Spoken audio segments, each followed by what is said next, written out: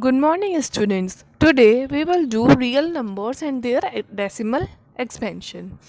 As we all know, real numbers are of two types. First, rational numbers, second, irrational numbers. Now, let us first do decimal expansion of rational numbers. Before going into representation of the decimal expansion of rational number, let us understand what rational numbers are. सबसे पहले हम देखते हैं rational numbers क्या होते हैं. Any number that can be represented in the form of p upon q. कोई भी नंबर है, अगर उसे आप तीन शर्तें थी हमारी रेशनल नंबर होने के लिए. पहली, p अपॉन q की फॉर्म में रिप्रेजेंट होना चाहिए, जहाँ second, p and q should be integers. Third one, q should not be equal to 0. So, when these numbers have been simplified further, they result in decimals.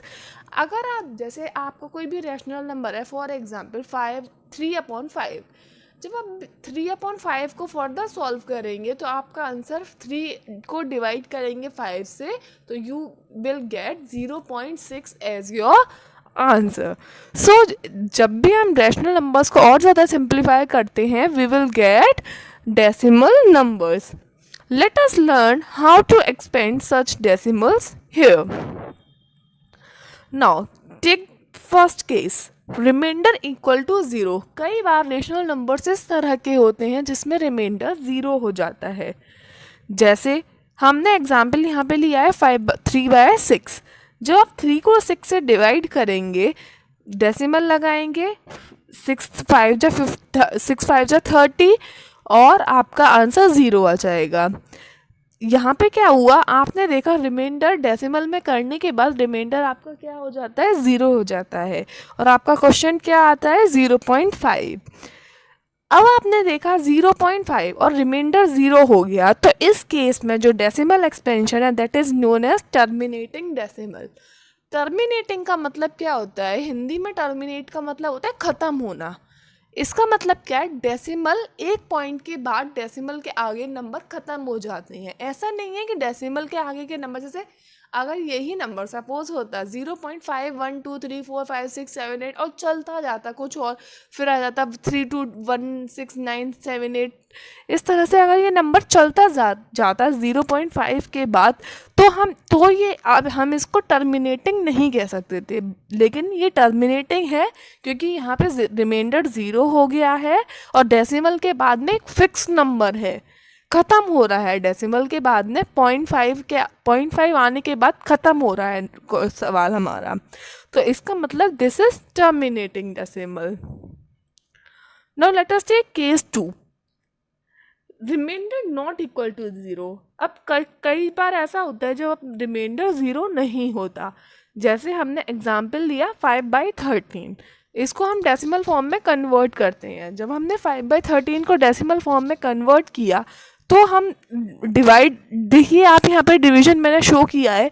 जब आप इसको divide करेंगे तो आपका आंसर आ रहा है 0.38461538 अब आप देखिए 384 पहले आ रहा था, 384 ही एंड में आया.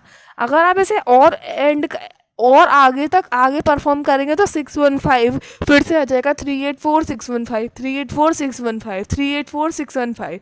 अब इस तरह से क्या हो रहा है, नंबर 384 के मतलब 384 के बाद के नंबर्स रिपीट होते जा रहे हैं. और इसमें रिमाइंडर कभी भी 0 नहीं आ रहा है. Here the question is this one 0.38461538 and the reminder is not 0. Reminder कभी भी 0 नहीं होगा इस केस में. Notice that the number 384 after the decimal is repeating. अब डेसिमल के बाद में नंबर 384 रिपीट होना स्टार्ट हो गया है. Here 5/13 gives us non-terminating. Non terminating मतलब जो ख़त्म नहीं होता, टर्मिनेटिंग मतलब जो ख़त्म हो जाता है, वो तो ख़त्म हो गई. नॉन टर्मिनेटिंग मतलब जब डेसिमल एक्सपेंशन ख़त्म नहीं होती. Non terminating recurring decimal expansion. Recurring मतलब रिपीट हो रहा है वो. Non terminating recurring. रिकरिंग क्यों कहा, क्योंकि आपने देखा 385 यहाँ पे 384 615 आगे अगर आप इसे ऑल सॉल्व करते तो ये नंबर बार बार रिपीट होता जाता. I think you all have got my point. 5/13 का डेसिमल एक्सपेंशन होगा non terminating recurring. Non terminating इसलिए क्योंकि वो ख़त्म नहीं हो रहा, रिकरिंग इसलिए क्योंकि वो रिपीट हो रहा है।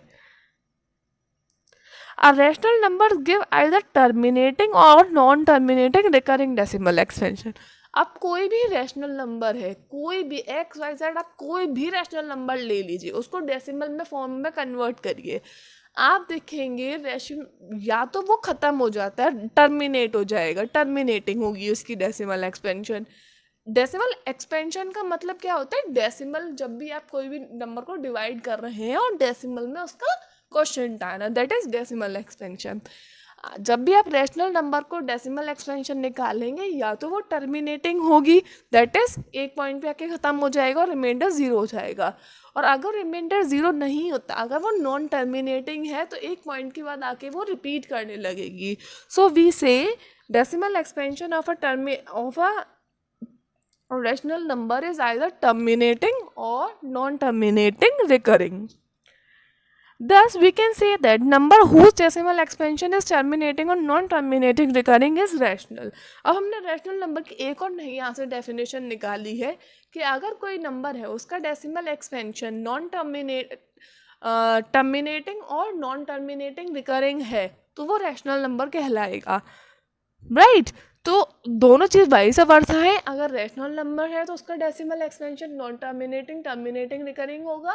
और अगर कोई नंबर ऐसा है कोई भी नंबर इस तरह का है जिसका डेसिमल एक्सपेंशन टर्मिनेटिंग और नॉन टर्मिनेटिंग रिकरिंग हो रहा है, तो उसे हम रैशनल नंबर कहेंगे।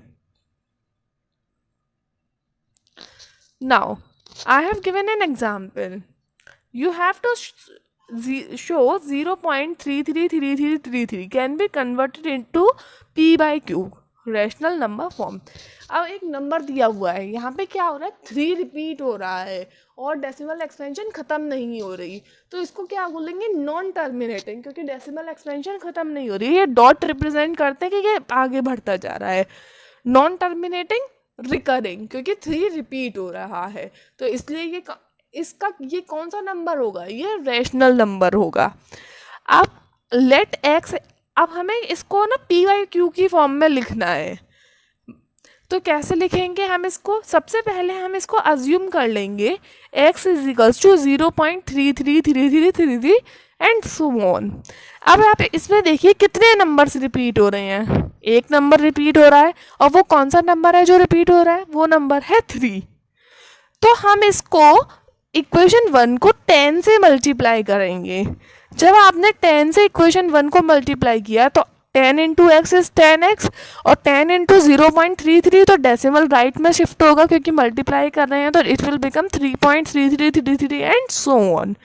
Now subtract equation 1 from equation 2। हम सब्ट्रैक्ट करेंगे, 10x में से x घटाओगे 9x आएगा, और 3.3333 एंड 0 में से 0.33 सब्ट्रैक्ट करोगे तो पॉइंट के बाद के सारे नंबर्स तो आपस में कैंसिल होकर 0 हो जाएंगे, और 3 माइनस 0 करेंगे 3 आ जाएगा। तो 9x इक्वल्स टू 3, इस तरह से आपका आंसर आया। अब आप 9 को 3 के नीचे ले जाइए, x equals to 3/9 simplest form में करिए तो x equals to 1/3 will be your answer. तो 0.3333 को आप क्या लिख सकते हैं? पी बाई क्यू की फॉर्म में 1/3। इसका मतलब जब आप 1 को 3 से डिवाइड करते हैं तो आपका आंसर हमेशा आता है 0.333333 एंड सो ऑन। एक बात और मैं यहाँ पे आपको बताना चाहूँगी, अगर कोई नंबर है वो रिपीट हो रहा है, जैसे यहाँ पे नंबर रिपीटिंग इज 3, तो आप क्या कर सकते हैं? 0.3 के ऊपर बार लिख सकते हैं। जो भी नंबर रिपीट हो रहे होते हैं उनके ऊपर अगर आप बार लगा दो और एक बार नंबर लिख दो, that is sufficient. Now decimal expansion of irrational numbers. A number whose decimal expansion is non-terminating, non-recurring is called irrational number. अब आपको मैंने क्या बताया? रैशनल नंबर की कैसी होती है डेसिमल एक्सपेंशन? टर्मिनेटिंग और नॉन टर्मिनेटिंग, रिकरिंग। लेकिन अगर इस तरह की डेसिमल एक्सपेंशन नॉन टर्मिनेटिंग तो है, मतलब वो ख़त्म नहीं हो रही है, लेकिन उसमें कोई भी नंबर रिपीट नहीं कर रहा है, डेसिमल एक्सपेंशन किस तरह से है, आप ध्यान से सुनिएगा। 0.12345234578932416 इस तरह की डेसिमल एक्सपेंशन है। मतलब उसमें कोई भी ऑर्डर नहीं बन रहा है, कोई भी नंबर्स रिपीट नहीं कर रहे हैं। जैसे अगर हम एग्जाम्पल लें एक और 0.303003000300 टाइम्स 0, तो इसमें भी कोई भी नंबर रिपीट नहीं कर रहे हैं।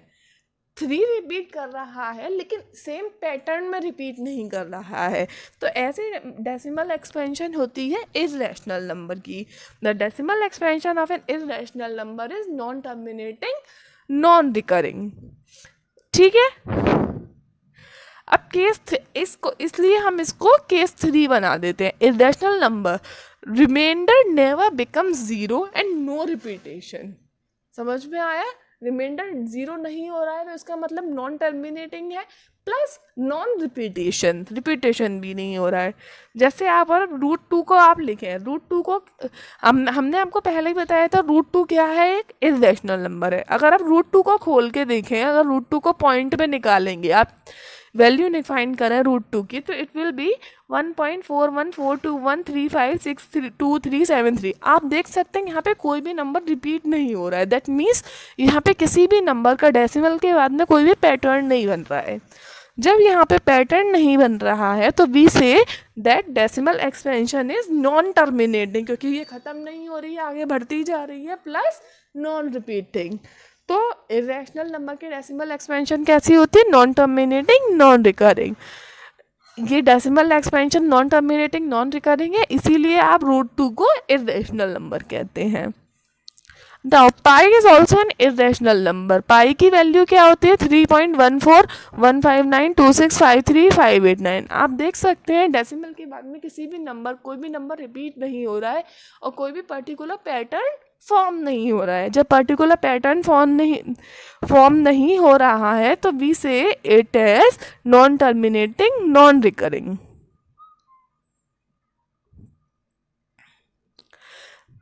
We have seen that decimal expansion of a rational number is either terminating or non-terminating repeating. हमने देखा डेसिमल एक्सपेंशन रैशनल नंबर की कैसी है, या तो टर्मिनेटिंग है या नॉन टर्मिनेटिंग रिपीटिंग है।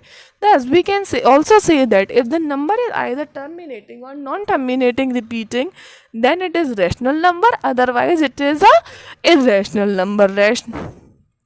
अब हमने यहाँ पे इसे सिंप्लीफाई वर्जन करने के लिए एक टेबल बनाई हुई है, इसमें डेसिमल एक्सपेंशन लिखा है। You can see decimal expansion 2 तरह की हो सकती हैं, या तो टर्मिनेटिंग है जिसमें रिमाइंडर 0 हो रहा है, या फिर रिमाइंडर 0 नहीं हो रहा है जिसे हम बोलते हैं नॉन टर्मिनेटिंग।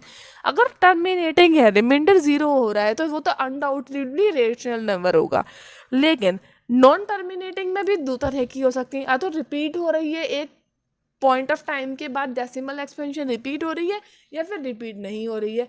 अगर रिपीट हो रही है तो वो रैशनल नंबर है, और अगर रिपीट नहीं हो रही है तो that will be irrational number.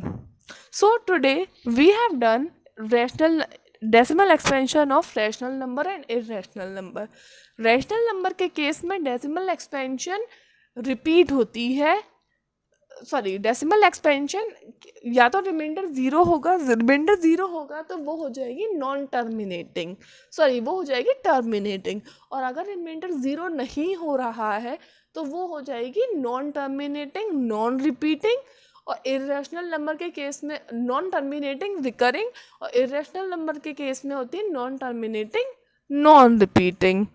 I hope what we have studied today is clear, because this is very important concept for your higher classes also. All of you go through this video once again and practice the question that I have given, that is 0.1.